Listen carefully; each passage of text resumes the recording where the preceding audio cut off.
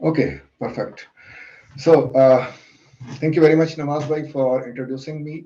Um, uh, my name is Asan Ilai. I'm working for Red Hat Ireland, uh, and I'm part of IPIP community in Ireland.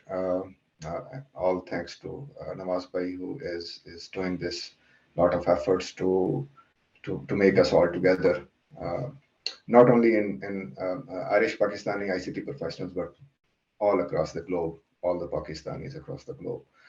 Um, First of all, the first thing first, I can see the number of participants. They're all Pakistanis. So I would like to return to my own language uh, so that everybody could feel comfortable. I would suggest, or I would prefer to use our own language in communication. But if anybody would have any objection or does not feel comfortable, I can do it in English. Um, you can ask me, or you can object in the chat so that I could revert back to English. Otherwise मैं prefer करूंगा कि मैं अपनी जुबान में ही बात करूं, उससे ज़्यादा अच्छा होता है, क्योंकि आई सारे पाकिस्तानी हैं तो अपनी जुबान में बात करना ही ज़्यादा बेहतर है। एनीवे, आज ये Python data science boot camp basically दो सेशंस में डिवाइडेड है। डे वन आज हम लोग इसको कवर करेंगे। इसका जो कह लेंगे स्टार्टिंग पॉइंट्स हैं, बहुत बेसिक कवर करेंगे। जो लोग ऑब्वियसली प्रोफेशनल प्रोग्रामर्स हैं या पाइथन में उन्होंने ऑलरेडी काम किया हुआ है, तो मे बी के they would feel a little bit boring about this session, because इसमें हम जस्ट बेसिक्स कुछ चीज़ें कवर करेंगे। जुपिटर नोटबुक को सेटअप करना, आई पाइथन जो कि इंटरैक्टिव पाइथन है, पाइथन का एक नया वर्जन है इंटरैक्टिव पाइथन, वो ही हम उसको थोड़ा सा इंट्रोड्यूस करवाएंगे। पाइथन की स्टैंडर्ड जो लिस्ट्स हैं उनको देखेंगे, और फिर नमपाई अरेज और नमपाई फंक्शन, जो कि एक लिटिल बिट स्ट्रक्चर्ड और advanced kind of type of अरे है पाइथन में, उसको हम आज कवर करेंगे। नेक्स्ट सेशन जो होगा इंशाल्लाह हमारा नेक्स्ट संडे को, उसमें हम थोड़ा सा एडवांस डेटा एनालिटिक्स को देखेंगे, और उसमें जो पाइथन के डेटा स्ट्रक्चर्स हैं, जैसे पांडास डेटा फ्रेम है, और कुछ उसको प्लॉट करने की कुछ चीज़ें उनको हम देखेंगे। तो वो ज़्यादा हेल्पफुल होगा उन लोगों के लिए जो कि प्रॉपरली पाइथन में डेटा एनालिटिक्स करना चाह रहे हैं। आज एक तरह से एक किक स्टार्ट है या बूट स्टार्ट है। इसमें फर्दर जो सबसे पहला, मतलब एक तो आप पाइथन में लोग नॉर्मली प्रोग्रामिंग करते हैं, सिंपल आप नोटपैड या किसी भी जो कोड एडिटर है, सॉफ्टवेयर है, उसमें लोग प्रोग्रामिंग करते हैं। दूसरा एक और इसका जो डेटा एनालिटिक्स के लोग हैं वो ज़्यादातर यूज़ करते हैं Jupiter notebooks. Jupiter notebooks based on I Python which is interactive Python, और उसमें क्या है कि आप लाइन बाय लाइन अपने आउटपुट्स को देख सकते हैं, और आप ये देख सकते हैं कि करंट मेरा जो डेटा स्टेट है वो क्या है, और नेक्स्ट क्या है, मैंने नेक्स्ट स्टेटमेंट क्या देनी है। तो ये सारी चीज़ें आप इंटरैक्टिव पाइथन में आप कर सकते हैं, और फिर उसको आप एक्सपोर्ट कर सकते हैं एक फुल फ्लेज पाइथन के कोड में। उसी में ही आपको जुपिटर ही आपको ये फैसिलिटी देता है, और साथ में आप उसको उसी एज इट इज भी सेव कर सकते हैं। आप HTML में भी आप उसकी अपनी आउटपुट को सेव कर सकते हैं। There lot of features available in Jupyter, तो हम उनको भी वन बाय वन आज गो थ्रू करेंगे इंशाल्लाह। अगर आप लोगों का कोई क्वेश्चन है तो you can ask in chat box, I will try to answer one by one. Offline अगर कोई मुझसे कांटेक्ट करना चाहता है तो मेरा पर्सनल ईमेल स्क्रीन पे डिस्प्ले हो रहा है। सेशन जो है वो ये रिकॉर्डेड है। अगर किसी को कोई ऑब्जेक्शन है तो वो बता सकता है फॉर डेटा प्राइवेसी रीजंस। और दूसरा, बाद में हम लिंक इसकी रिकॉर्डिंग का शेयर कर देंगे।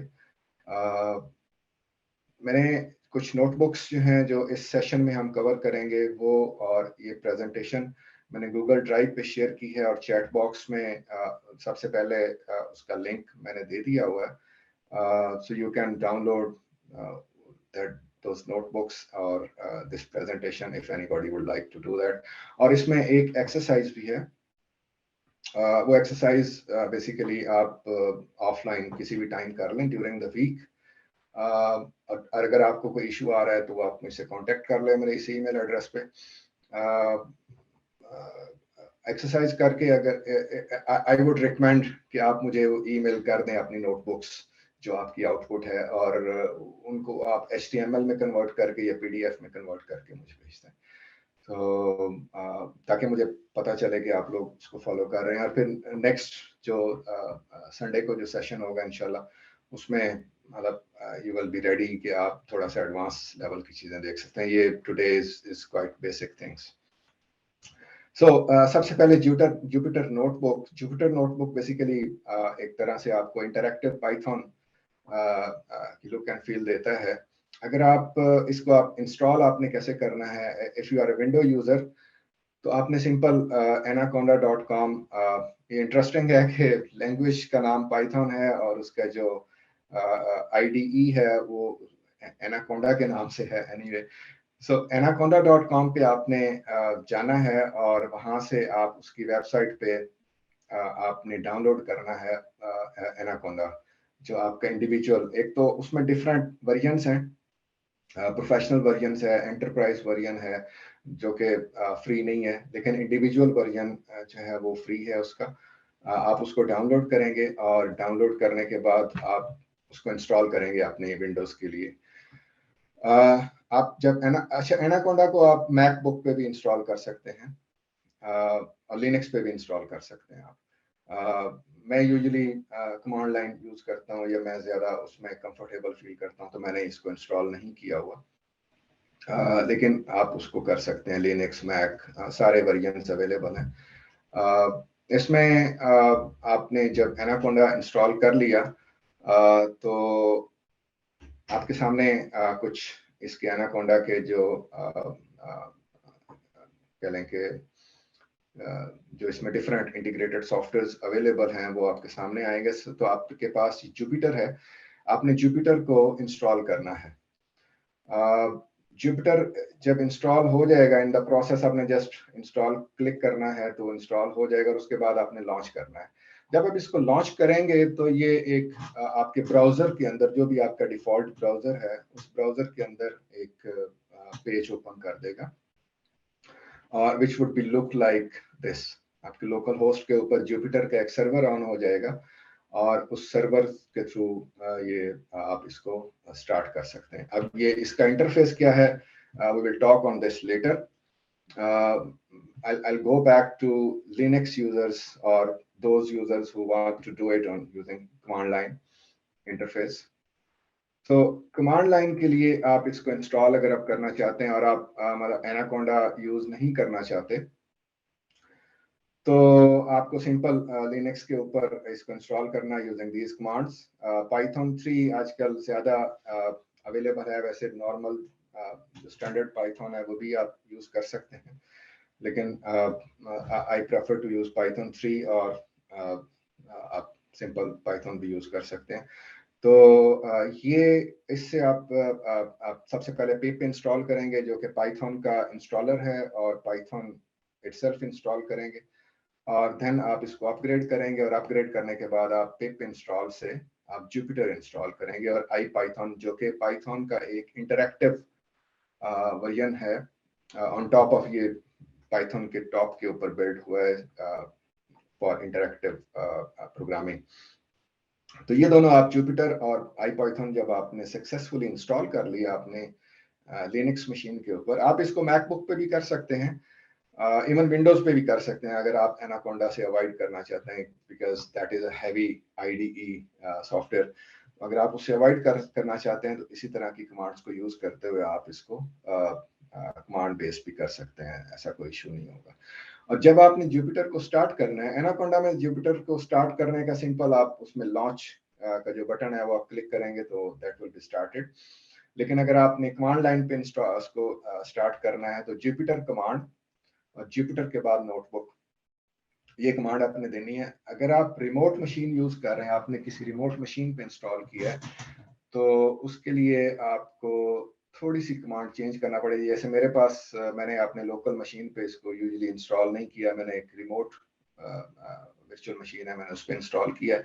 तो आप उसमें एक तो मैंने रूट से लॉगिन किया, तो अलाउ रूट आपने करना है और नो ब्राउजर, क्योंकि वो वर्चुअल मशीन है और उसमें सिर्फ उसमें कोई GUI नहीं है।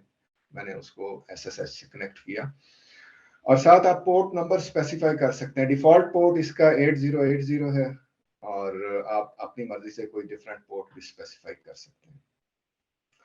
जब आप ये कमांड रन करेंगे तो आपको जुपिटर नोटबुक स्टार्ट हो जाएगा, उसका सर्वर, और आप इस लिंक से उसी मशीन के ऊपर, अगर आप लोकल मशीन के ऊपर हैं तो आप इस लिंक से ये टोकन देते हुए आप उसको ब्राउजर में ओपन कर सकते हैं। अगर आप जाहिर है कि आपके पास अगर ये रिमोट मशीन है तो आप लोकल होस्ट का IP एड्रेस देने के बजाय, जैसे 127.0.0.1 देने के बजाय आप उसको जो IP एड्रेस आपकी मशीन का है आप वो देके आप इसको स्टार्ट कर सकते हैं। जब आप इसको स्टार्ट करेंगे तो ये टोकन बेसिकली लॉगिन के लिए है, और आपका जो फर्स्ट पेज है उस पर आपसे पूछेगा कि आप इसी टोकन को रखना चाह रहे हैं फॉर फ्यूचर रेफरेंस, या आप टोकन को रिप्लेस करना चाह रहे हैं अपने किसी रिजर्व्ड पासवर्ड के ऊपर जो आपको आसानी से याद रहे। तो आप उसको चेंज भी कर सकते हैं, अपना पासवर्ड आप सेट कर दें और फ्यूचर के लिए फिर वो आपका वही पासवर्ड रहेगा instead of this long token. तो ये है जुपिटर का एक तरह से किक स्टार्ट। सो जस्ट मेरी प्रेजेंटेशन यहाँ पे कंप्लीट है। Now will start towards a little bit more practical. मैंने जब जुपिटर को स्टार्ट किया तो मेरे पास जो इस तरह का एक इंटरफेस आ गया। अब जुपिटर इंटरफेस में जब आप जुपिटर को स्टार्ट करते हैं उसके IP एड्रेस के थ्रू, तो आपके पास 3 टैब्स आती हैं। फाइल्स टैब्स में आपने जो आपका होम एड्रेस है या जिस डायरेक्टरी में जाके आपने जुपिटर नोटबुक स्टार्ट की है, आपके पास वही डायरेक्टरी अवेलेबल होती है। आप उसको पीछे भी जा सकते हैं और फर्दर आप एक्सप्लोर भी कर सकते हैं दूसरी डायरेक्टरी में जाने के लिए। लेट्स से हम किसी दूसरी डायरेक्टरी में जाते हैं, एक्सरसाइज है, नोटबुक्स है, आप किसी भी डायरेक्टरी में मूव कर सकते हैं। जो करंट नोटबुक ओपन होती है वो उसका आइकन इस तरह से ग्रीन में आता है, जो जैसे मैंने ये ऊपर टैब में करंट नोटबुक्स ओपन की हुई हैं तो इसमें ये ओपन है तो इसका आइकन ग्रीन में होगा, बाकी आइकन जो हैं ब्लैक में होंगे जो आपने ओपन नहीं किए हुए। उसके अलावा रनिंग टैब है। रनिंग टैब में आप देख सकते हैं कि कौन कौन सी नोटबुक्स इस वक्त ओपन है। आप उनको शट डाउन कर सकते हैं, वो नोटबुक्स बंद हो जाएंगी, क्योंकि हर नोटबुक के लिए कर्नल का एक क्लस्टर असाइन होता है बेसिकली। तो आप उसको शट डाउन करके अपने जो प्रोसेसिंग पावर है उसको बेहतर कर सकते हैं। कोशिश करें कि ज्यादा नोटबुक्स ना ओपन हो एक खास तादाद से, उससे फिर आपका जो CPU पावर है वो ज्यादा कंज्यूम होगी। Cluster tab basically parallel processing के लिए यूज होती है। हम इसको आज कवर नहीं करेंगे, मे बी के फ्यूचर टॉपिक में हमारे पास इसके बाद जो हमारा प्लान है IPIP में डेटा साइंस को थोड़ा सा एडवांस हम कवर करेंगे इन 2 दिनों के बाद, इन 2 सेशंस के बाद अगला जो सेशन होगा इंशाल्लाह। और उसके बाद फिर हाई परफॉर्मेंस पाइथन के ऊपर आएंगे कि जिसमें हम हाई परफॉर्मेंस एप्लीकेशंस डेवलपमेंट में के ऊपर बात करेंगे। तो that will be future program, तो उसमें हम शायद ये चीजें इंशाल्लाह कवर करें। So this is all about IPython और जुपिटर नोटबुक। अब हम स्टार्ट करते हैं थोड़ा सा IPython का बेसिक। ये आपके लिए बिल्कुल बोरिंग होगा। जब आप एक न्यू टैब या न्यू नोटबुक आपने स्टार्ट करनी है तो आप यहाँ से भी आपके एग्जिस्टिंग भी है और आप ये न्यू का बटन है, यहाँ से आप न्यू Python 3 नोटबुक स्टार्ट कर सकते हैं, न्यू टेक्स्ट फाइल भी स्टार्ट कर सकते हैं, इसी जगह पे न्यू फोल्डर बनाना है, या आपने जो एग्जिस्टिंग आपकी मशीन है उसके टर्मिनल में अगर आप मूव करना चाहते हैं, आप कुछ कमांड लाइन पे कुछ काम करना चाहते हैं, तो आप टर्मिनल ओपन कर सकते हैं, नया फोल्डर क्रिएट कर सकते हैं, टेक्स्ट फाइल आप राइट कर सकते हैं, या उसके अंदर कुछ कॉपी पेस्ट कर सकते हैं। और अगर आपने नई पाइथन की कोई नोटबुक क्रिएट करनी है तो just simple click on Python 3 और एक नई नोटबुक उसमें क्रिएट हो जाएगी अपने डिफॉल्ट नेम के साथ untitled.ipynb। ipynb जो है I for interactive, P Y for Python, क्योंकि पाइथन की सारी फाइल्स जो हैं वो बेसिकली पी वाई एक्सटेंशन से होती हैं, और N B is for notebook. तो जब आप नई नोटबुक ओपन करेंगे तो आपके पास ये एक तरह का इंटरफेस आएगा। इसमें ये सेल है, सेल की 3 टाइप्स हैं। एक तो टाइप ये है कि जिसमें आप कोड लिखते हैं, दूसरी टाइप ये है कि आप इसमें आप मार्क डाउन, अगर आपको फेमिलियर हैं मार्क डाउन लैंग्वेज से, जो कि little bit of markup language है, तो वो भी टाइप आप यहाँ पे सिलेक्ट कर सकते हैं सेल मेन्यू के अंदर, सेल टाइप से। कोड टाइप कि आप पाइथन का कोड इसमें लिखेंगे तो इंटरप्रेटर उसको इंटरप्रेट करेगा उस कोड के हिसाब से। और दूसरी टाइप है मार्क डाउन। तो अगर आप इस सेल की टाइप को मार्क डाउन सिलेक्ट करते हैं तो मार्क डाउन का जो इंटरप्रेटर है वो उसको अकॉर्डिंगली इंटरप्रेट करेगा, कंपाइल करेगा। और तीसरी है रॉ सिंपल टेक्स्ट है, आप सिंपल टेक्स्ट कुछ लें। लेट्स सपोज मैं इसको मार्क डाउन सिलेक्ट किया। अब अगर मैं मार्क डाउन का कोड लिखता हूँ, लेट्स सपोज मैं हेडिंग लिखता हूँ पाइथन बेसिक, ठीक है। अब मैं इसको मार्क डाउन के कंपाइलर से, इंटरप्रेटर से इंटरप्रेट करना चाहता हूँ। तो अब इंटरप्रेट करने के 3-4 तरीके हैं। एक तो तरीका ये है कि मैं सिंपल रन को क्लिक कर दूंगा तो ये इंटरप्रेट हो जाएगा और ये मार्क डाउन के उसमें हेडिंग में आ जाएगा। अच्छा, दूसरा तरीका ये है कि मैं, अगर आप माउस यूज नहीं करना चाहते तो कंट्रोल एंटर से आप इसको इंटरप्रेट कर सकते हैं। जब आप कंट्रोल एंटर से इंटरप्रेट करेंगे तो आपकी जो कर्सर है वो उसी सेल के अंदर रहेगा, ठीक है। तीसरा तरीका ये है इसी पर्टिकुलर सेल को इंटरप्रेट करवाने का कि आप शिफ्ट एंटर से करें। जब आप शिफ्ट एंटर से इसको कंपाइल करेंगे तो जो आपका कर्सर है वो नेक्स्ट सेल पे चला जाएगा। अगर नेक्स्ट सेल पे आप जाके कुछ और लिखते हैं, लेट्स सपोज अब मैंने इसका कह लें कि सब हेडिंग दिया अरेज, ओके, और मैं इसको शिफ्ट एंटर किया, अब नीचे कोई सेल नहीं है। अगर मैं इसको कंट्रोल एंटर करके कंपाइल करूंगा तो ये इधर ही रहेगा, ठीक है। लेकिन अगर मैं इसको इसका पहले मैंने ये सेल टाइप में ले लूं, सेल टाइप मार्क नाउ। अगर मैंने इसको कंट्रोल एंटर करके कंपाइल किया तो ये सॉरी शिफ्ट एंटर करके किया तो ये क्या करेगा कि कंपाइल करने के बाद नया सेल क्रिएट कर देगा बिलो। और अगर आप इस सेल को अगर मैं डिलीट करता हूं, एडिट डिलीट, और अगर मैंने इसको कंट्रोल एंटर करके कंपाइल किया तो नया सेल क्रिएट नहीं होगा, बल्कि कर्सर जो है वो उसी सेल में ही रहेगा। आप इसको डबल क्लिक करके एडिट कर सकते हैं। तो ये बेसिकली मार्क डाउन टाइप है आपके नोटपैड के अंदर। तीसरी टाइप जो है वो, जो डिफॉल्ट टाइप है वो कोड है। जब कोड टाइप आपकी डिफॉल्ट टाइप सेलेक्ट हुई होगी तो यहाँ पे ये लाइन नंबर ये सीक्वेंस नंबर आ रहा होगा। जब आप कुछ लिखेंगे और कंपाइल करेंगे तो सीक्वेंस नंबर जाहिर हो जाएगा। लेकिन दूसरी टाइप्स में, टेक्स्ट और मार्क डाउन टाइप में, आपको स्टार्ट में कुछ भी शो नहीं हो रहा होगा। इसका फायदा ये होता है कि आप जब नोटबुक क्रिएट कर रहे होते हैं तो आप उसको HTML में जब एक्सपोर्ट करेंगे या PDF में एक्सपोर्ट करेंगे तो साथ में कॉमेंट्स एक बड़े खूबसूरत फॉर्म में, चूंकि डेटा एनालिटिक्स में आपने कुछ प्लॉट्स भी ड्रॉ करने होते हैं, इंफॉर्मेशन आपने एक्सट्रैक्ट करनी होती है बल्कि फाइल्स, डेटा फाइल से, तो आपको अच्छी प्रेजेंटेबल वे में होना चाहिए। तो जब आप इसको एक्सपोर्ट करेंगे, एक्सपोर्ट करने के लिए आप फाइल मेन्यू में जाके तो डाउनलोड एज, आप आस्की डॉक में डाउनलोड कर सकते हैं। HTML में, लेटेक में जो रिसर्चर्स हैं वो, उनको पता होगा लेटेक्स का, तो लेटेक में डाउन कर सकते हैं उसको। मार्क डाउन के फॉर्मेट में नोटपैड इटसेल्फ जो एडिटेबल नोटपैड है उसमें आप नोटबुक के फॉर्मेट में कर सकते हैं, PDF में कर सकते हैं।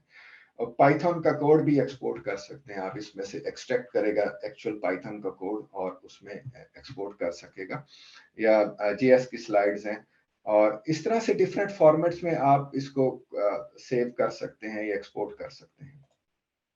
तो ये बेसिकली, और फिर जब आपने कोई नया सेल ऐड करना है तो इंसर्ट सेल अबव या सेल बिलो, इससे आप नया सेल्स कर सकते हैं। किसी सेल को कॉपी कट कॉपी पेस्ट करना है, इधर से भी ऐड कर सकते हैं नया सेल, और सेल को ऊपर नीचे आप मूव कर सकते हैं। लेट्स सपोज इस सेल को मैं मूव करना चाह रहा हूँ नीचे, तो ये नीचे आ जाएगा, ऊपर मूव करना चाह रहे हैं तो ऊपर। तो आप डिफरेंट तरीकों से इसको मैनिपुलेट कर सकते हैं। कर्नल, आप जो आपको कर्नल इस पर्टिकुलर जुपिटर का असाइन हुआ है, आप उसको इंटरप्ट कर सकते हैं। यानी सम टाइम आप इन्फिनिट लूप में चले जाते हैं, कोड में कोई ऐसा प्रॉब्लम आ जाता है और बहुत बिजी हो जाता है, आपका सिस्टम भी हैंग हो जाता है, तो आप उसको इंटरप्ट कर सकते हैं, स्टॉप कर सकते हैं अपनी प्रोसेसिंग, यहाँ से कंप्लीटली शट डाउन भी कर सकते हैं, रीस्टार्ट भी कर सकते हैं। आप डिफरेंट ऑप्शंस हैं जो आप एक्सप्लोर कर लीजिएगा इंशाल्लाह। अच्छा, इसकी बेसिक्स में आते हैं तो सिंपल पाइथन का तो आपको पता है, एवरीथिंग इज ऑब्जेक्ट, और इसमें आपको प्रॉपर जैसे दूसरी प्रोग्रामिंग लैंग्वेजेस हैं उनकी तरह आपको कोई डेटा टाइप स्पेसिफाई करने की जरूरत नहीं होती। तो आप सिंपल जस्ट वेरिएबल क्रिएट करते हैं और आप उसको उसके ऊपर जो भी अरिथमेटिक ऑपरेशंस परफॉर्म करना चाहें वो आप करते हैं। और प्रिंट का फंक्शन है, जस्ट ये काइंड ऑफ हेलो वर्ल्ड है। तो आप, अगर मैंने इसको शिफ्ट एंटर किया तो वो पहले वाला सेल कंपाइल हुआ, फिर मैंने इसको प्रिंट किया तो दूसरे वाला सेल कंपाइल हो गया।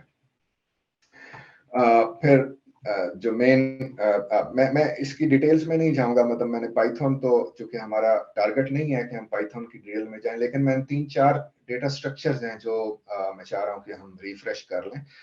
उसमें पाइथन लिस्ट है सबसे पहले। तो पाइथन लिस्ट बेसिकली एक unstructured way of memory collection है, जो कि आप काइंड ऑफ अरे, लेकिन इस अरे के अंदर बेसिकली आप डिफरेंट टाइप्स के, डिफरेंट डेटा टाइप्स के जो मेंबर्स हैं वो आप डाल सकते हैं।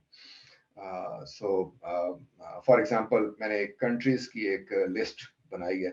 तो लिस्ट बनाने का जो सिंपल सिंटेक्स है वो ये है कि आप वेरिएबल नेम इक्वल और फिर ये स्क्वायर ब्रैकेट्स। स्क्वायर ब्रैकेट्स का मतलब है कि आपने एक लिस्ट क्रिएट कर दी है। करली ब्रैकेट्स और पैरेंथेसिस के ऊपर हम बाद में डिस्कस करते हैं इसके नीचे।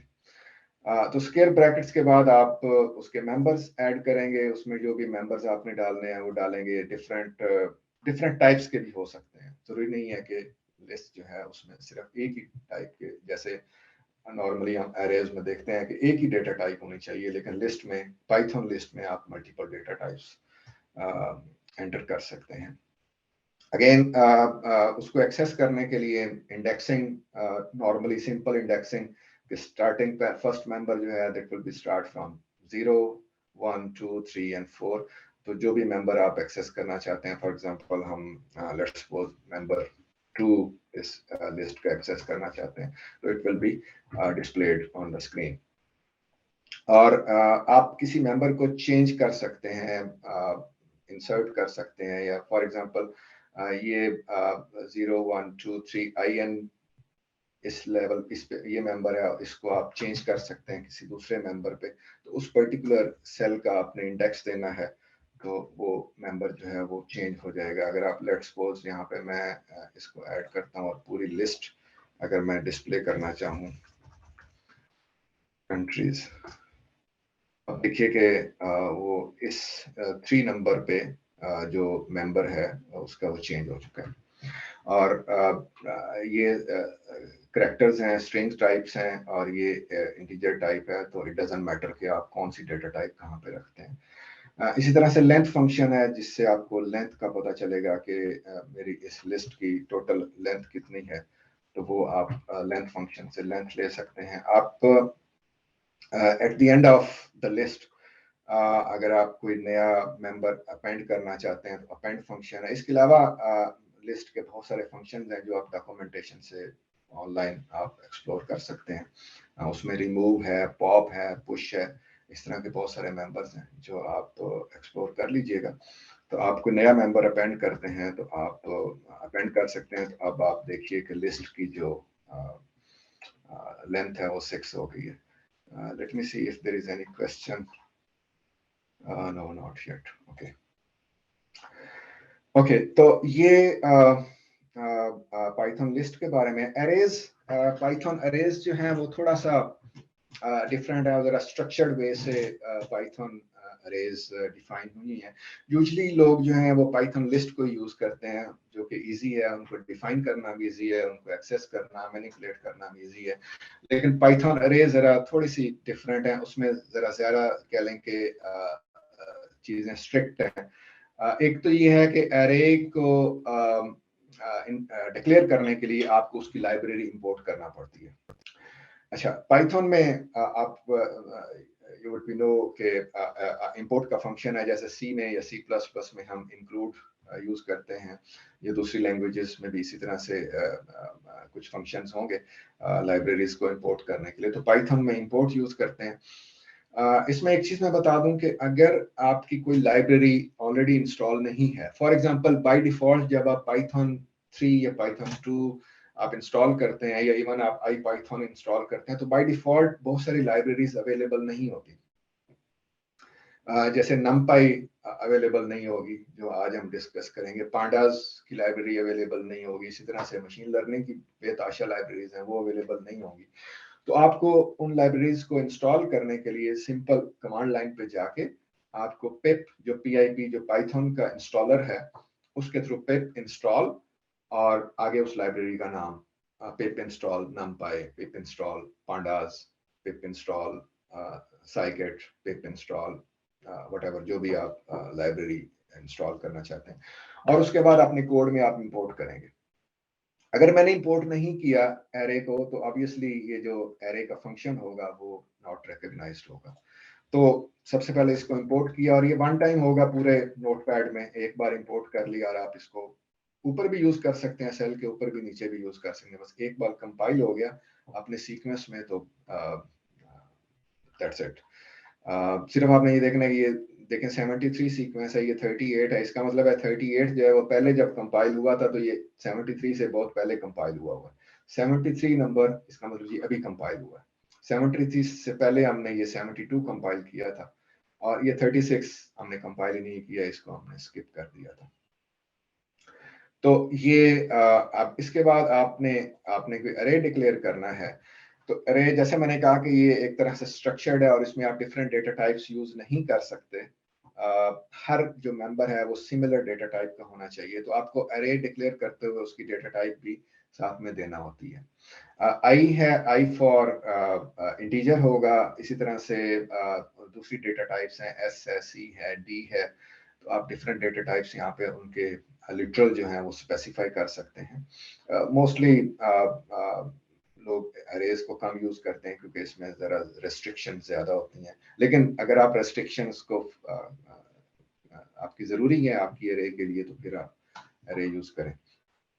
अरे के मेंबर्स को डिस्प्ले करने के लिए आप लूप्स यूज कर सकते हैं, और ये लूप के थ्रू ही अरे के सारे मेंबर्स जो हैं वो डिस्प्ले होंगे. जैसे हमने ये कंट्रीज है, ये लिस्ट है, तो लिस्ट के मेंबर्स को डिस्प्ले करने के लिए हमने सिंपल कंट्रीज लिख दिया नोटपैड में, या हम प्रिंट कमांड के थ्रू लिखेंगे, प्रिंट और ब्रैकेट में कंट्रीज लिखेंगे, तो वो सारी लिस्ट को प्रिंट कर देगा. लेकिन अरेज के मेंबर्स को आपको आइट्रेट करना होगा कि जैसे ये मेंबर्स हैं 1 2 3 4, ये उसके मेंबर्स हैं. अब इसमें मैं 3 को, इसकी जगह पे मैं कोई स्ट्रिंग लिटरल नहीं डाल सकता, ये इलीगल होगा. अगर मैं इसको कंपाइल करूंगा तो ये मुझे एरर देगा. कि वो एरर क्या है, एन इंटीजर इज रिक्वायर्ड.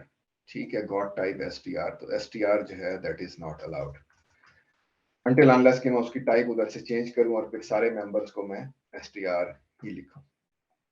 तो ये मेरा कंपाइल होगा, और इसको अब अगर मैंने डिस्प्ले करना है, तो मैं लूप के थ्रू आइट्रेट करके डिस्प्ले करूंगा.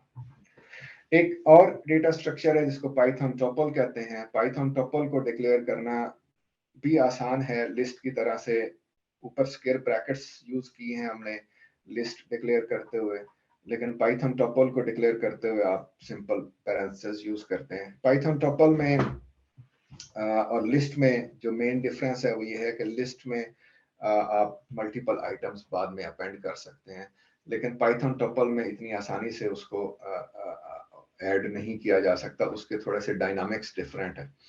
पाइथन टपल को आपने जब डिक्लेयर कर दिया तो उसको एक्सेस उसी तरह से इंडेक्सिंग है कि 0th पॉइंट इंडेक्स के ऊपर कौन सा एलिमेंट पड़ा हुआ है और अगले नेक्स्ट इंडेक्स के ऊपर कौन सा एलिमेंट पड़ा हुआ है।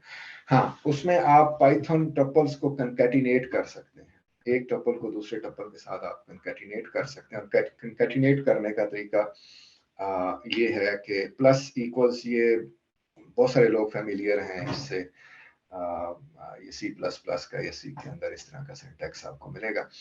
और आप लेट्स सपोज ये 2 3 मेरा एक टपल है और इसके अंदर मैं कंकैटिनेट करना चाहता हूँ एक दूसरा टपल, तो उसका सिंटैक्स ये है। आप उसको इस तरीके से जब कंकैटिनेट करेंगे तो आपका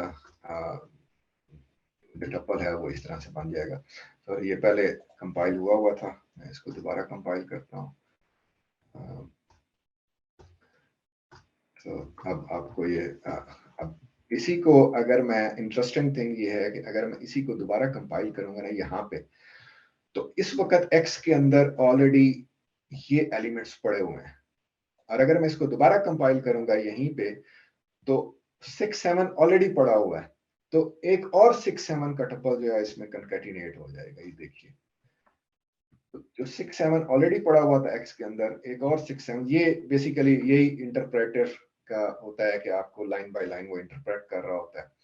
तो इस वक्त मेमोरी के अंदर, x की मेमोरी के अंदर ये 6 7 दो दफा पड़ा हुआ है। अगर मैं इसको तीसरी दफा फिर कंपाइल करूंगा तो अगेन उसमें ऐड हो जाएगा, अनटिल अनलेस कि मैं यहाँ से नया सिरे से स्टार्ट करूं, x को नए सिरे से टपल को डिक्लेयर करूं और फिर आऊं तो फिर वो रीसेट करेगा अपने आप को।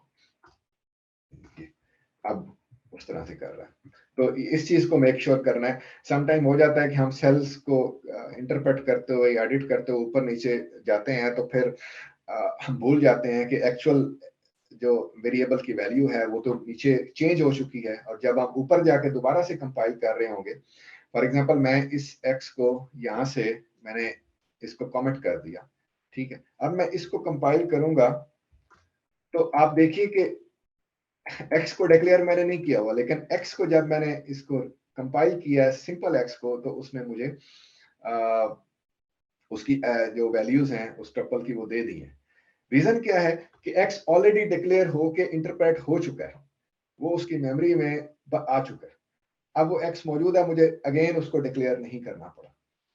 तो इस वजह से नोटपैड में काम करते हुए अक्सर लोग गलती ये कर जाते हैं कि नीचे वैल्यू चेंज हो गई है वेरिएबल की, आप ऊपर जाके उसको दोबारा से कुछ एडिट करना चाह रहे हैं, आपके जहन में आया कि मैं इसको दोबारा एडिट करूं, तो मेक श्योर करें कि मेमोरी के अंदर वो नीचे जब उस वेरिएबल की वैल्यू चेंज हुई है तो उसको वो भी अपडेटेड हो उस हिसाब से। ये ना हो कि नीचे वैल्यू ऑलरेडी चेंज हो चुकी है और आप ऊपर झगड़ रहे हैं कि भाई ये तो वैल्यू एक्चुअली है नहीं, पता नहीं ये किधर से उठा रहा है। तो ये चीजें मेक श्योर करनी है नोटपैड में काम करते हुए। अब ये उसी तरह से अपडेटेड वैल्यू होगी। लेंथ फंक्शन से आप उसकी टपल की लेंथ देख सकते हैं कि क्या लेंथ है। Let me check if there is any question.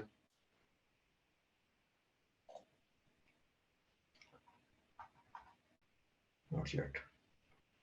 Okay, next जो डेटा स्ट्रक्चर है वो हम डिस्कस करेंगे पाइथन डिक्शनरीज।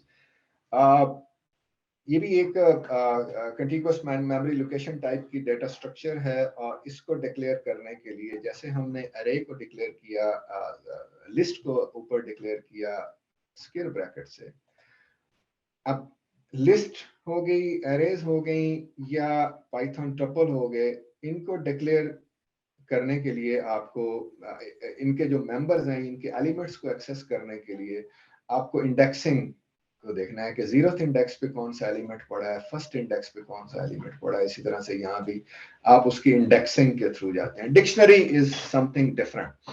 डिक्शनरी में आपको इंडेक्सिंग नहीं करना होती, डिक्शनरी में इंडेक्स आपको डिफाइन करना होते हैं, ये कॉलम हेडिंग आपको डिफाइन करना होती है, और उस इंडेक्स जो आपने डिफाइन किया हुआ है उसके थ्रू आप डिक्शनरी के एलिमेंट्स को एक्सेस करते हैं। तो फॉर एग्जांपल मैंने एक लिस्ट बनाई है, डिक्शनरी बनाई है माई कार के नाम से, और माई कार के जो डिफरेंट प्रॉपर्टीज हैं उनको मैंने इंडेक्स नेम दिया। जैसे कोई भी कार है तो उसका कोई ना कोई ब्रांड होगा, कोई मॉडल होगा, कोई ईयर होगा, तो उसका ब्रांड के जो इंडेक्स वैल्यू है उसके अंदर मैंने उसकी एक्चुअल वैल्यू डाल दी कि ब्रांड ये है, उसका मॉडल ये है, उसका ईयर जो है वो ये है। और डिक्शनरी के अंदर भी unlike arrays and like list आप डिफरेंट डेटा टाइप्स डाल सकते हैं। जैसे ये स्ट्रिंग है और ये इंटीजर है, इसी तरह से आप दूसरी इसके अलावा और डेटा टाइप्स भी आप इसमें ऐड कर सकते हैं। Duplicates are not allowed. जब आप डुप्लीकेट करते हैं, लेट्स सपोज मैंने यहाँ पे एक डुप्लीकेट वैल्यू डाली ईयर की,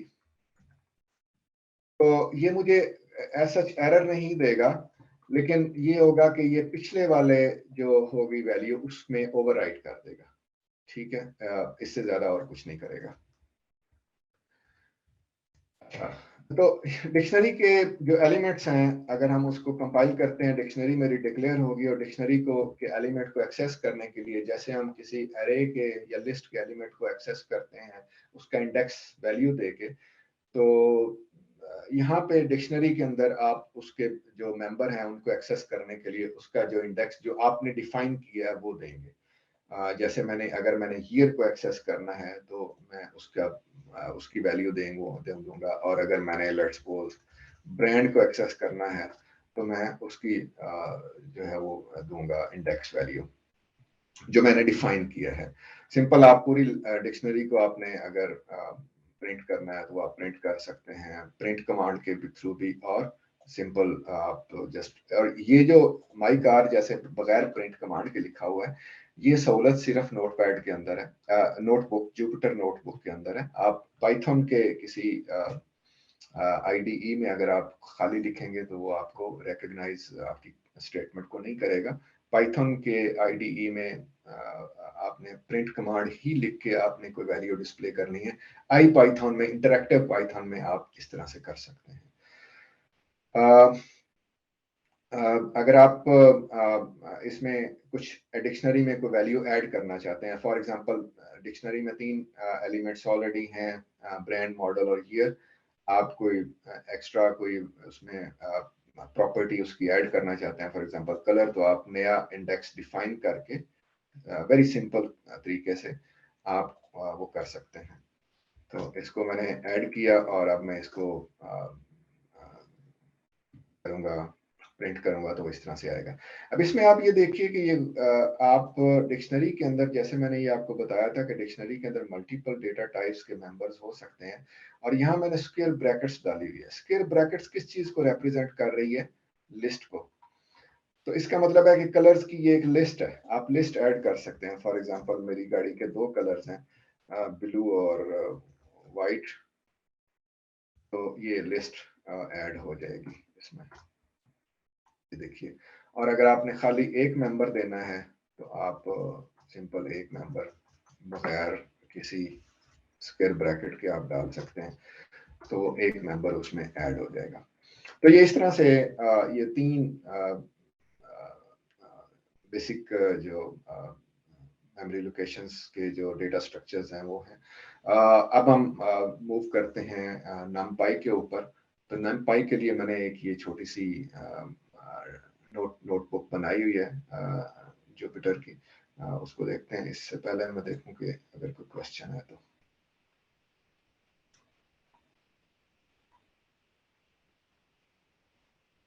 की वैल्यू, इसका मुझे समझ नहीं आ रहा कि ये की वैल्यू का क्या मतलब है। या तो क्वेश्चन को आप एक्सप्लेन करें कि आप इसमें क्या कहना चाह रहे हैं, तो फिर मैं आपको इसका आंसर करता हूँ। Hello, hi sir. Assalamu alaikum. Sir, I'm your old student from 073 batch from Maji University. अच्छा, थैंक यू। खुशी हुई कि वैसे और भी काफी सारे मुझे नजर आ रहे हैं, मेरे पुराने स्टूडेंट्स हैं। जी सर, माशाल्लाह। Thank you. अस्सलाम वालेकुम सर, अमीर हमजा। वालेकुम अस्सलाम अमीर हमजा जी। आपकी तो माशाल्लाह काफी खतरनाक किस्म की तस्वीर लगी हुई है।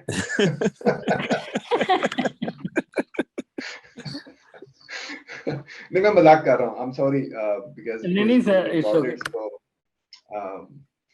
ओके और आपका अफजल सर भी हैं। नालायक स्टूडेंट। नहीं माशाल्लाह आपने बड़ा अच्छा आप रहे हैं सारे ही माशाल्लाह। मेरे कुछ कोलीग्स भी हैं। बहरहाल बहुत खुशी हुई आप सबसे आप सबको यहाँ इकट्ठे देख के। तो एनीवे अगर कोई क्वेश्चन है तो लेट मी आंसर। कोई भी क्वेश्चन है तो मुझसे आप पूछ सकते हैं।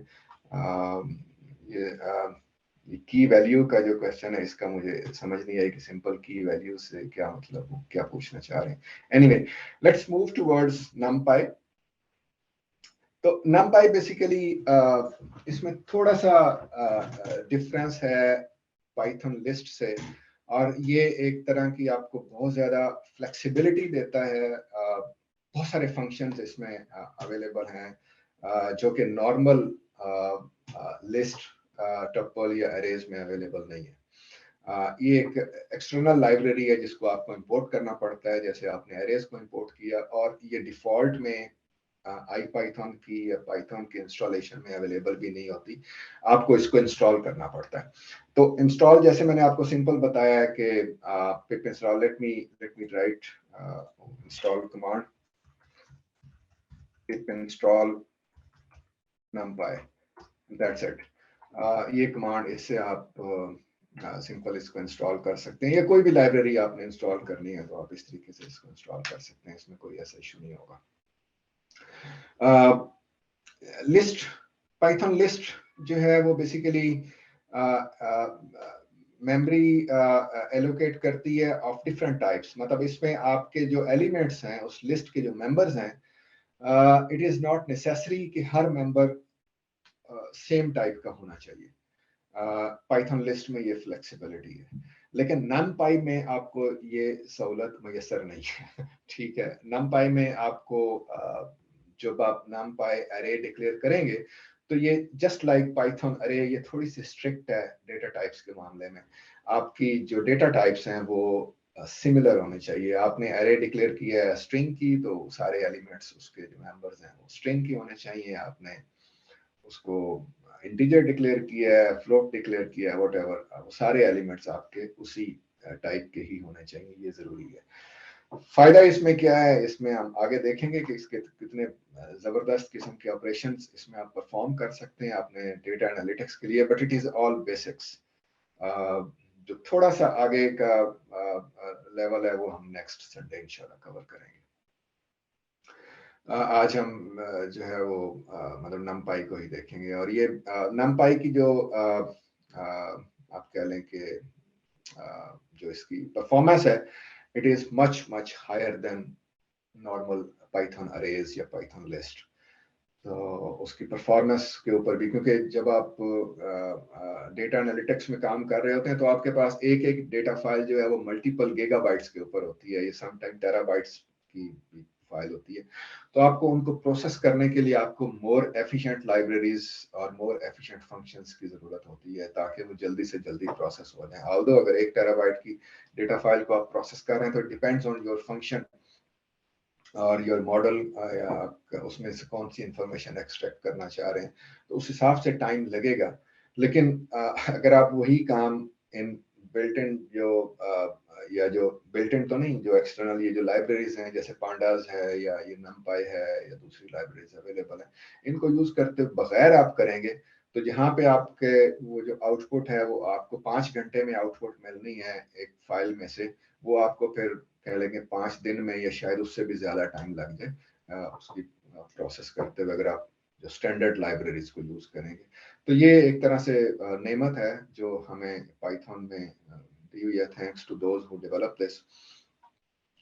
अच्छा, अगेन ये एक तरह से रिफ्रेशर है कि अगर आप लिस्ट डिक्लेयर करते हैं तो लिस्ट मल्टीपल टाइप्स की हो सकती है, जैसे मैंने आपको पहले बताया कि एक लिस्ट है, स्क्वायर ब्रैकेट से आपने उसको डिक्लेयर किया, और ये पहला मेंबर उसका आप देखें इंटीजर है, दूसरा मेंबर उसका फ्लोट है, तीसरा मेंबर उसका एक कैरेक्टर है, चौथा मेंबर पैरेंथेसिस में है, ये एक टपल है, इसका पांचवा मेंबर इस लिस्ट का एक अरे है, अगेन एक लिस्ट है स्क्वायर ब्रैकेट्स में, नेस्टेड लिस्ट है। उस लिस्ट के अंदर उसका एक मेंबर जो है वो इंटीजर है, फिर एक डिक्शनरी है, और डिक्शनरी के अंदर फिर उसका एक अगला मेंबर जो है वो इंटीजर है। तो ये लिस्ट बेसिकली ये फ्लेक्सिबिलिटी आपको देती है कि आप मेंबर्स में उसके जो एलिमेंट्स हैं लिस्ट के, उनको आप मल्टीपल टाइप्स के आप रख सकते हैं। इसको आप कंपाइल करेंगे तो आपको उसी तरह से डिस्प्ले होगा, और किसी मेंबर को इंडेक्स 0, 1, 2, 3, 4 ये इंडेक्सिंग है जो कि लिस्ट के अंदर नॉर्मल है, और हर मेरे ख्याल से अरे का पहला लेसन ही यही होता है कि इंडेक्सिंग कैसे करनी है। तो ये इस तरह से आप इंडेक्सिंग कर सकते हैं, और आप कोई भी मेंबर आपने एक्सेस करना है तो आप उसको एक्सेस कर सकते हैं। फॉर एग्जांपल A4, ये A4 जो है वो अगेन एक लिस्ट है जो कि ये डिस्प्ले होगी इस लिस्ट के। और अगर आप फर्दर को मेंबर, फॉर एग्जांपल इसका मेंबर नंबर 1 आप डिस्प्ले करना चाहते हैं, तो आप देखें कि वो एक डिक्शनरी है, और उस डिक्शनरी के अंदर आप कोई मेंबर आप डिस्प्ले करना चाहते हैं, लेट्स सपोज डे 1, ये उसका डिफाइंड इंडेक्स है, क्योंकि डिक्शनरी में तो आप 0, 1 इंडेक्सिंग नहीं कर सकते। तो अब आप देखें कि आपके पास वो एक एलिमेंट आ गया है जो उसकी एक्चुअल वैल्यू है। तो इस तरह से स्टेप बाय स्टेप आप लिस्ट के जो नेस्टेड मेंबर्स हैं उनको आप एक्सेस कर सकते हैं। अगर लिस्ट के अंदर आपने लिस्ट बनाई हुई है, या उसके अंदर अरेज हैं, या उसके अंदर डिक्शनरीज हैं, तो आप इस तरह एक्सेस कर सकते हैं।